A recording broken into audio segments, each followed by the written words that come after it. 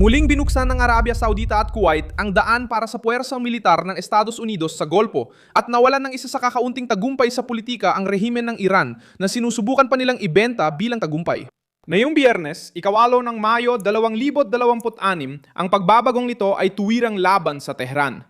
Matapos pagbawalan ng paggamit ng mga base at himpapawid para sa operasyong Amerikano sa kipot ng Hormuz, binawi ng Saudi at Kuwaiti ang kanilang mga restriksyon. Ngayon, may pagkakataon si Trump na ituloy ang proyektong kalayaan gamit ang mga eroplano, barko, eskorta at mas malakas na suporta mula sa rehiyon. Ayon sa Reuters na sumipis sa Wall Street Journal, sinuspinde ng Saudi Arabia at Kuwait ang mga limitasyon sa access militar ng Estados Unidos. Bagaman binigyang diin mismo ng Reuters na hindi pa nila nakukumpirma ng independyente ang ulat. Ikukuwento ko lahat yan pero siguradong gugustuhin mong mag-subscribe sa channel para manatiling updated at makatanggap ng dekalidad na impormasyon ayon sa pamantayan ni Milson Alves. Nagsimula ang lahat sa isang banggaan sa loob ng alyansa ng Golpo.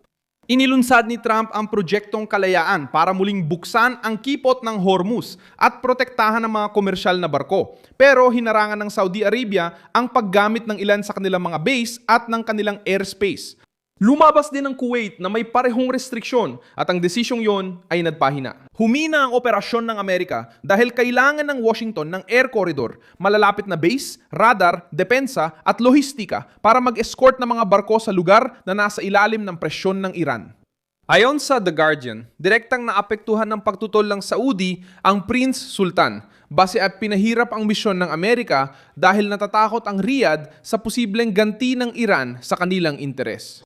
Sa panahong yon, sinubukan ng Tehran na gawing tagumpay sa politika ang blockade ng Saudi. Itinuring ng rehimen ng Iran ng pag-aatubili ng Golpo ay patunay ng bisa ng kanilang presyon sa Washington. Kumilos ang revolusyonaryong gwardiya na parang nagtagumpay silang hatiin ang mga kaalyado ng Amerika, pigilan ang operasyon at magpataw ng gastos sa plano ni Trump.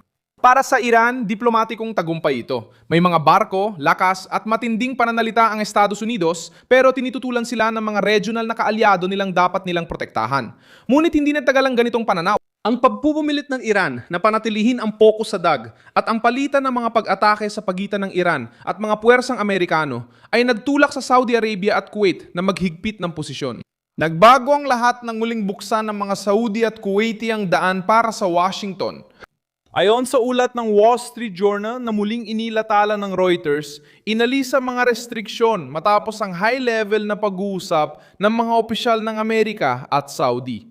Dahil dito, ang proyektong Liberdade ay hindi na lang umaasa sa mga barkong kumikilos sa sukdulan ng kaya nila at muli itong may suporta mula sa lupa, himpapawid at suportang rayonal. Para kay Trump, ibig sabihin nito ay mas malapit na suporta sa himpapawid sa pag-escort ng komersyal na barko at paggamit ng mga base ng kaalyado. Dagdagan ng presyon sa estrukturang Iranian na ginagamit para sa mga drone, misil at pagmamanman sa Golpo. Lumitaw na ang tugon ng militar ng Amerika sa lugar. Noong ikapito ng Mayo, 2026, kinumpirma ng Central Command ng Estados Unidos na nagsagawa sila ng mga pag-atake bilang ganti laban sa mga pasilidad militar ng Iran, kabilang ang mga lugar ng paglulunsad ng misil at drone, mga sentro ng utos at mga estruktura ng pagmamanman. Ayon sa pahayag na sinipi ng Reuters, isinagawa ang mga pag-atake matapos ang mga aksyon ng Iran laban sa puwersa ng Amerika.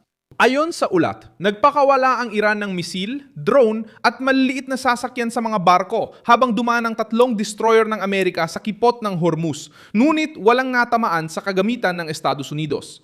Ang pinakakongkretong punto sa ngayon ay ang pahayag ng Washington na tinarget nila ang mga estrukturang militar na konektado sa operasyon ng Iran sa Golpo, habang inaakusahan naman ng Tehran ng Estados Unidos ng paglabag sa tigil putukan.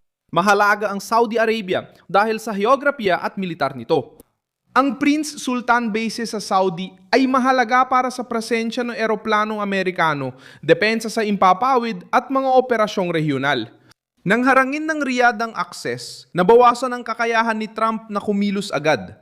Nang umatras ang Riyadh, nagbago ang mensahe. Hindi na panatili ng Iran ang pagkakabaha-bahagi sa at naging mabigat din itong bahagi sa estrukturang Amerikano. Ipinapakita rin ng sakuna ay nadudulot ng alitan sa Udeid. Tinatanggap ng Bahrain ang ikalimang armada habang ang UAE ay may Al-Dhafra at ang Saudi Arabia ay may Prince Sultan. Ipinapaliwanag ng network na hindi lang simpleng usaping burokratiko ang pagbubukas ng airspace at mga base. Ito ang kaibahan ng limitadong operasyon sa dagat at regional na kampanyang may lakas at tibay. Ang revolusyonaryong guwardiya na nagdiwang sa unang pag-atras ng Saudi ay ngayon ay nakikitang ang mismong pintuang, iyon ay nagbubukas laban sa kanila.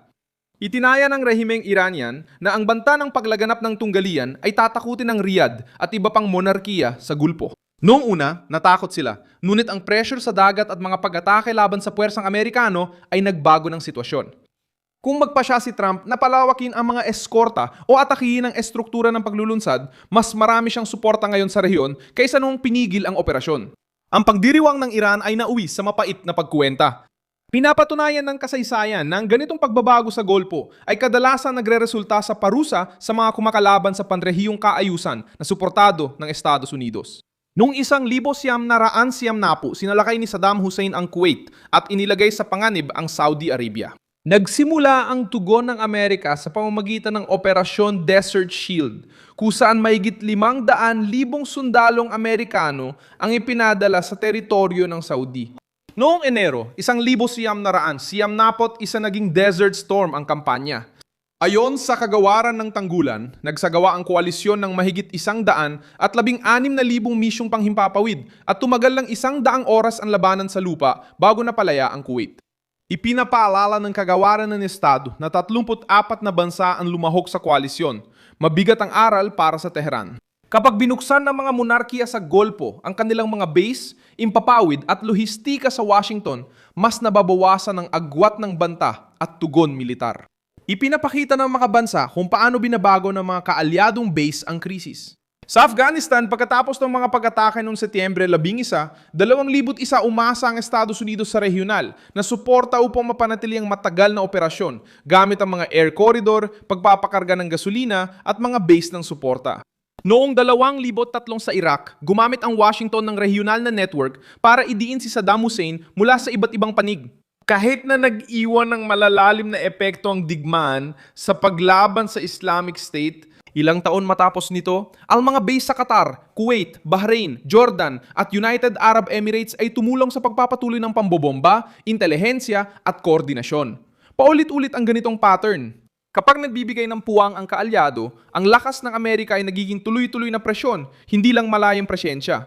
Ito ang gustong iwasan ng Iran sa Golpo. Ngayon, ang susunod na mangyayari ay nakadepende sa 3 hakbang.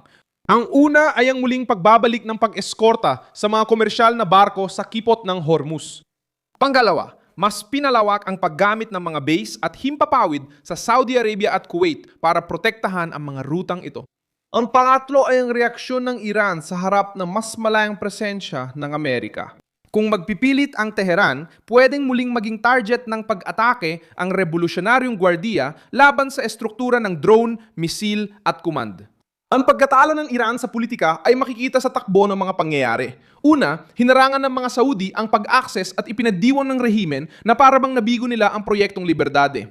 Ipinakita ng mga pag-atake at kaguluhan sa Golpo ng Iran ay panganib din sa mga monarkiya.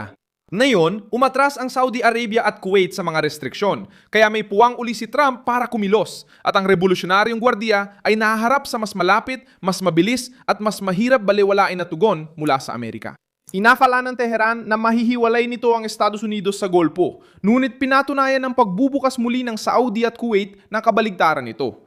Ang Iran ang nagpasimula ng krisis at napilitan nitong bumalik ang mga kapitbahay sa yakap militar ng Washington.